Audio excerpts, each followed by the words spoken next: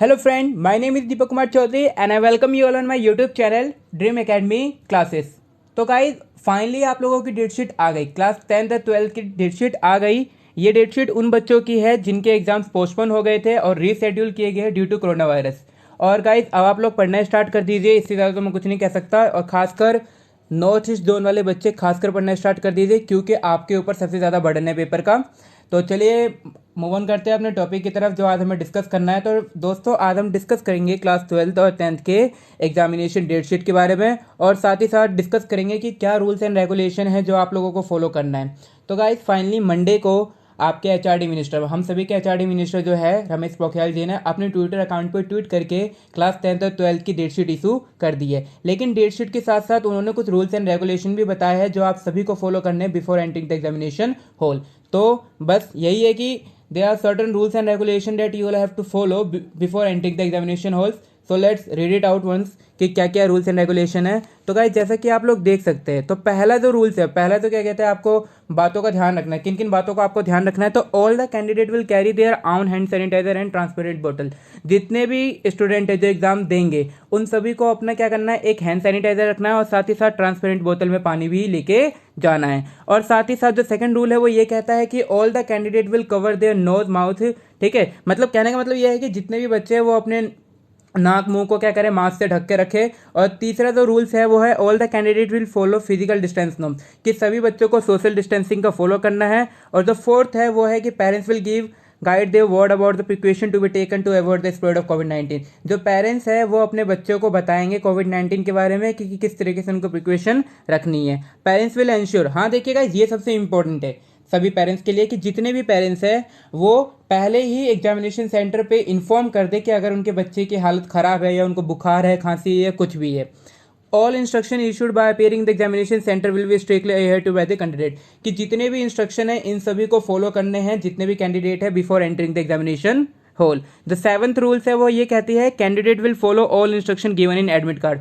सारे के सारे क्या कहते हैं, रूल्स एंड रेगुलेशन को फॉलो करने हैं, इंक्लूडिंग ये जो मैंने अभी आपको बताया है। और साथ ही साथ जो एडमिट कार्ड पे आपके रूल्स एंड रेगुलेशन लिखे, इंस्ट्रक्शन लिखे हैं, वो सब भी आपको क्या करना पड़ेगा, फॉलो करना पड़ेगा। Rule number 8, duration for the examination will be as given in the date sheet and admit card. Guys जैसे कि मैं एक चीज और बता देना चाहता हूँ, चाहे 10th के एग्जाम्स हो या 12th के एग्जाम्स हो, सभी की टाइमिंग सेम है, 10 o'clock टू 1:30। ठीक है गाइस, और किस तरीके से ये 10 o'clock टू 1:30 का क्या कहते हैं चलेगा काम, वो आप लोगों को मैं बता देता हूँ। Question paper will be distributed at 10:15। जो क्वेश्चन पेपर है वो कितने बजे मिल जाएगा आप लोगों को, 10:15 पे मिल जाएगा। डिस्ट्रीब्यूशन का काम 10 बजे से लेकर 10:15 के बीच में चलेगा और फाइनली आप सभी के पास 10:15 तक पेपर आ जाएगा।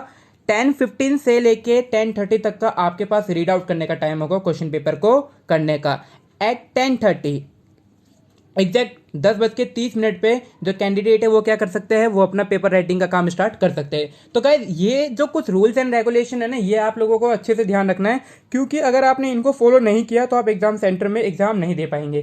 तो कहीं ऐसा ना हो कि आप लोग, तो एक तो बेचारे आप सभी लोगों को कोविड-19 की वजह से इतनी ज़्यादा प्रॉब्लम फेस करनी पड़ी है, साथ ही साथ इतना लेट आपका एग्जाम्स हो रहा है। तो अब आप अपनी तरफ से कोई मिस्टेक मत करना, और ये जो रूल्स एंड रेगुलेशन गवर्नमेंट ने इशू किए इनको अच्छी तरीके से क्या कहते हैं फॉलो करना। तो गाइस आज की इस वीडियो में मैं सिर्फ क्लास 12 की डेट शीट को डिस्कस करूंगा और आने वाले क्या कहते हैं वीडियो में मैं क्लास 10 के भी डिस्कस करूंगा। तो गाइस चलिए देखते हैं।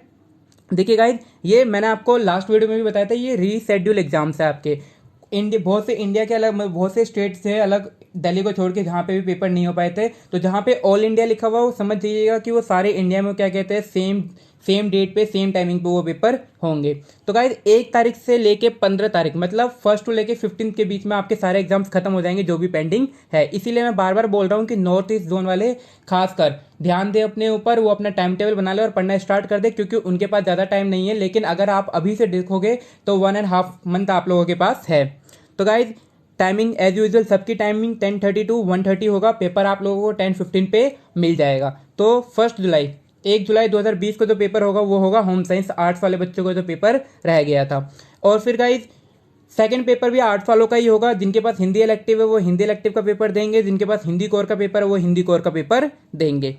3 जुलाई को गाइज फिजिक्स का पेपर होगा साइंस वालों का। और नॉर्थ ईस्ट दिल्ली, देखिए गाइज मतलब नॉर्थ ईस्ट दिल्ली लिखा हुआ है तो इसका मतलब ये है कि नॉर्थ ईस्ट को छोड़ के, नॉर्थ ईस्ट जोन को छोड़ के सारे बच्चों का पेपर क्या हो चुका है, फिजिक्स का हो चुका है। बस नॉर्थ ईस्ट वालों का पेपर फिजिक्स का नहीं हुआ है, तो उनका पेपर 3 जुलाई को होगा।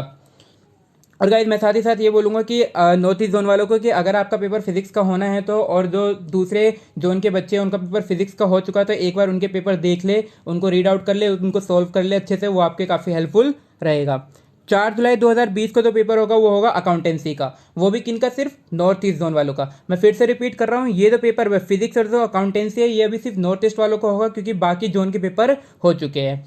फिर गाइस 6 जुलाई को जो पेपर होगा वो केमिस्ट्री का होगा, वो भी किसका होगा, नॉर्थ ईस्ट वालों का होगा। टोटल 29 सब्जेक्ट होने, जैसा कि मैंने पहले भी बताया था आपको, और मैं दोबारा रिपीट कर रहा हूँ, टोटल 29 सब्जेक्ट होंगे, जिनमें मैं सारे सब्जेक्ट को आज कवर अप करते जा रहा हूँ। गाइस 7 जुलाई को जो पेपर होगा आप लोगों का वो होगा इन्फॉर्मेशन प्रैक्टिस। जिनके पास इन्फॉर्मेशन प्रैक्टिस है, जिनके पास कंप्यूटर साइंस है, उनका कंप्यूटर साइंस का होगा।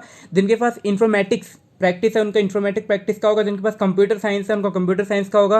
और जिनके पास आईटी है, इन्फॉर्मेशन टेक्नोलॉजी है, इन्फॉर्मेशन टेक्नोलॉजी का पेपर बहुत सारे बच्चों का नहीं हो पाया था, तो उनका इन्फॉर्मेशन टेक्नोलॉजी का पेपर होगा, और ये ऑल इंडिया में होगा। मतलब बहुत सारे स्टेट है जहाँ पे पेपर नहीं हो पाए थे, तो उन सभी स्टेट में एक टाइमिंग पे उस दिन पेपर होगा, 10:30 to 1:30 PM।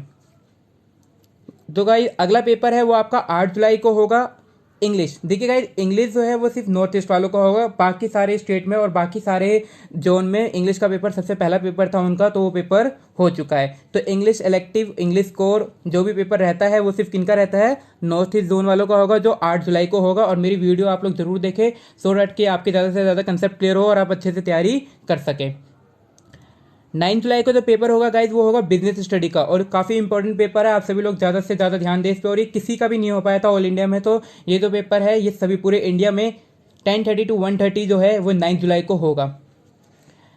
एंड गाइज 10 जुलाई 2020 को जो पेपर होगा वो होगा बायोटेक्नोलॉजी का। जैसे कि मैंने लास्ट क्लास में भी बताया था, लास्ट वीडियो में भी बताया था कि बायोटेक्नोलॉजी का पेपर रह रहा है, और ये ऑल ओवर इंडिया में रह रहा है, तो ऑल इंडिया में ये पेपर होगा बायोटेक्नोलॉजी का 10:30 to 1:30। गाइज 8 सालों के 3 पेपर मोस्ट प्रोबेबली रह रहे थे, जिसमें हिंदी मैंने कवर कर दिया ऊपर, साथ ही साथ क्या कहते हैं उनका होम साइंस रह रहा था, वो भी कवर हो गया। तो लास्ट पेपर है उनका वो कौन सा है, ज्योग्राफी का। और ज्योग्राफी का पेपर ऑल इंडिया में नहीं हो पाया था, तो उनका ज्योग्राफी का पेपर भी होगा, और ये कब होगा, 11 जुलाई 2020 को होगा। तो गाइज ये था 1 जुलाई से लेके 11 जुलाई तक का। अब देख लेते हैं आगे का।